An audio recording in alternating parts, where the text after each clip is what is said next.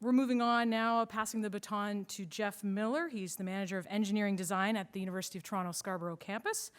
And I kind of grasped onto this title of his presentation, Leadership in Engineering Execution and Efficiency at the Toronto PanAm Games. Because in the world of sport, we often talk about leaders, you know, so-and-so player brought the team on their back, or the coach had inspiring words and led us to victory. And, you know, if you think about great leaders, if there's any hockey fans out here, I think three of the best hockey captains that often come to mind are Marc Messier, Steve Yzerman, the late Jean Beliveau. And all of them were stars in their own right, but it was never really about them. It was about the ultimate team goal. And I think in your industry, there's a lot of teamwork that happens. In hockey, it's, you know, the owner has the money. The GM puts the players together. The coach has the plan. The players execute, and everybody understands their role. And at the end, you know, maybe there's a championship to be had. The Toronto Maple Leafs said, if only it was that easy. But, you know, to move from vision to execution, I think, and I'm sure Jeff will mention this, you know, there's a whole lot of teamwork, a whole lot of skill, trust, patience. Sounds like a lot of perseverance for a lot of these projects as well, some challenges along the way. So Jeff, as I mentioned, he's a manager of design and what do I do? Engineering design at the University of Toronto Scarborough campus. Part of the project management team for capital and other infrastructure developments. Some of the more exciting, I guess, ones happening, the environmental science and chemistry building at the campus. And I think what many are calling the jewel of the PanAm Games, the PanAm Para-PanAm Sports Center, Aquatic Center, and Field House facility. By the way, if it hasn't already been mentioned, it's the largest infrastructure investment in Canadian amateur sport ever in this country. So it's huge. So without further ado, here is Jeff Miller. Hi all. As Tigna mentioned, I was part of the owner's representative team for the PanAm Aquatic Center. And I'm just going to try and give you some of the things that we valued in, as the owner developing the project. Specifically from our campus perspective, as Doug mentioned, we had a couple of partners. We had the federal government and via PanAm 2015, and we had the city both involved. And as I go through the slides, you'll sort of see why, just based on the site. And then I'm going to give you some you know, technical highlights of things we valued as we moved through the process to operate the building effectively.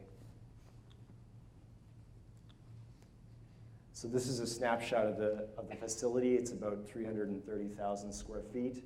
And basically from a program perspective, as Doug mentioned, it has a competition pool and dive tank and has a training pool. It also has a field house for basketball and other sports during the games. It has a full weight room and fitness facility, dance studios, and so on. This is an image of the pool hall, the dive tower, and you can see some of the acoustic treatment at the top. This is the field house, and with the competition court, and we're beginning to host Varsity Games there. This is the training pool. One interesting feature of the training pool is there's a movable bulkhead, which you can see in the center, which allows us to program the pool in two halves to meet functional requirements of both competition and community programming. So we can have a sort of swim fit classes in one end while having other classes in the other end, and it gives us a lot of flexibility. So it's something that we valued as the owner in developing a flexible facility for the long term. This is a shot of a varsity game that we just hosted. This is a shot of the track. This is a shot of Rick Hansen visiting the facility. So the facility has been open since September, and we're beginning to host events there. This is a shot of one of the dance studios. This is a highlight of some of the events that the facility will host during the games. has diving, swimming, fencing, short track roller skating, synchronized swimming, modern pentathlon, parapan swimming, and seated volleyball. This is one of our athletes, Rebecca Stellino, as she's a U of T athlete, and we're hosting the Canadian trials at the beginning of April. And so we're beginning to have leading Canadian sporting events in the facility now. Just to give you some background on our campus, we're a medium-sized university, and we're part of the tri-campus U of T system. Our campus is located at Morningside and Military Trail, and you can see our existing campus development in the gray area on the bottom half of the page, and the PanAm site indicated by the red square. And so the PanAm site straddled city lands and U of T lands. So it was an opportunity for us to create a new beacon for our campus on a sort of a major route that will hopefully bring people to us. You can see this is a snapshot of our development plan for the next 50 years. And we're living on the lower half of the screen, and we're developing north, so the top of the page being north. And the purple building is indicative of the PanAm Aquatic Center. This was our team. So like I mentioned before, we didn't act alone. We were in partnership with the city and Toronto 2015. And the project was executed via Infrastructure Ontario. And Doug was on the compliance team, which these are some of the key engineering and architectural consultants that you can see on the bottom. Similar to Canadian, we had a preferred proponent, that being PCL, and these are some of their key architects, engineers, and subs. The project received an award by the TCA, the Toronto Construction Association, and it's based on a challenging project over $50 million. One of the key challenges to the project was remediating the site. So this was done in parallel to the procurement so that we could save time in executing the project. About 400,000 metric tons of material were removed from the site.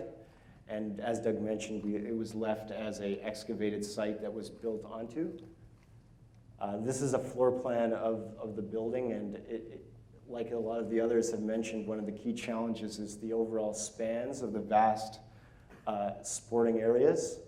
And so you can see the training pool and the competition and dive tank on the bottom and the field house on the top as significant open spaces that needed to be dealt with. Some of the other highlights is you can see in the top corner of the page our fitness center, and in the top right of the page is one of our key tenants, which is Canadian Sport Institute Ontario. So they're a key member of our team as well in developing the project. Again, this is just a section of the building showing the spans. This is the competition pool and dive tank. And one of the key challenges during the construction process was the foundations to handle all of the pool bases, as well as the overall vastness of the building. And also, we went through a long period of wet weather where dewatering the large excavation was a serious issue that was challenging the contractor's schedule. This is some photography of the steel, and one of the interesting features of the steel is the treatment. So one of the key things that we were concerned with as the owner over the long term was the treatment of all the materials and how it would withstand long-term exposure to humidity and so on in the pools and some of the other areas. This is a shot of the dive tank and tower, and another key element of the construction was the large amount of scaffolding that was erected to allow both the pools to be assembled and the ceiling structure to be assembled in parallel. This is a shot of the filtration room. So another key challenge of the project that we really valued as the owner was the overall management of the water and keeping the pool water clean for the users of the facility. So these are pressurized filtration tanks, and they use perchlorate, and basically these are manufactured in Canada. They're called Atlas. And this is another shot of the filtration room. Another thing we valued was how quickly we could fill and drain the large volumes of water so that we can maintain the pools and operate the facility. So within the constraints of the construction contract, we were able to negotiate some aggressive, basically allowing a complete drain and refill of the pool in about a week so that we can do maintenance and keep the pools clean. Another interesting wrinkle was the overall building envelope in the pool hall and how it can withstand the humidity inside the hall and then the temperatures outside hitting the glass and so on. So there was some pretty rigorous thermal modeling that was performed that our team pushed for during the procurement process, and so it was ensured that that we could keep sort of a long-term viability of the constructed building for the life cycle of the project. The project is slated for LEED Gold, and we've just learned today prior to the meeting that we're likely going to get LEED Gold. So this highlights, these are just some schedules of our score sheet, but some of the highlights that you can see in the right-hand column is the brownfield redevelopment, as well as different energy provisions that we've utilized to secure a long-term operating scenario for the facility that is economically viable. So I'll talk a little more about solar panels and geothermal that we've employed in the facility. So this is more on energy efficiency, and the right-hand graph is sort of the baseline, and this is how much we were able to shave off with some of the measures that we've implemented. So a 36% savings in overall energy. And this is sort of some of the key energy users in the building. And you can see the highest user being the pool, and that's by virtue of the large volumes of water. This is one of the systems we implemented to basically use the dehumidification process to preheat the incoming water to the pool. As well as we implemented LED lights and solar panels, which I'll get into a little more. This is the geothermal field, and it was developed on the north parking lot of the facility, and it connects into the building, into the basement. And this is a shot of the solar panel array. So it's a 500 kilowatt array with 1,800 panels on the roof.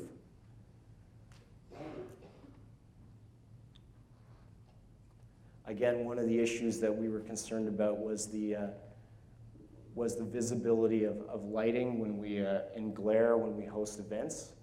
And so this is just a diagram indicating some of the prevention of glare on the pool surface. Another key challenge of the project was allowing the operation of the building, but also having provisions for the games execution. So there are significant changes that we needed to accommodate during the games process. So there's the seating on the south end side of the building, beside the competition pool and dive tank. And also, there's a generator that's provided for the game's operation so that we can keep all of the events up and running. So we can see that more in the later slides. This is a diagram of the electrical distribution system, and you can see in the blue area, this is the sort of the games generator area. So we spent a lot of time deciding how to keep the field of play area going during the games and for future events that we're going to house in Legacy. And the building's open for business. So this is our website, and you can have a look at all the different programs that we're offering on the website. Thank you.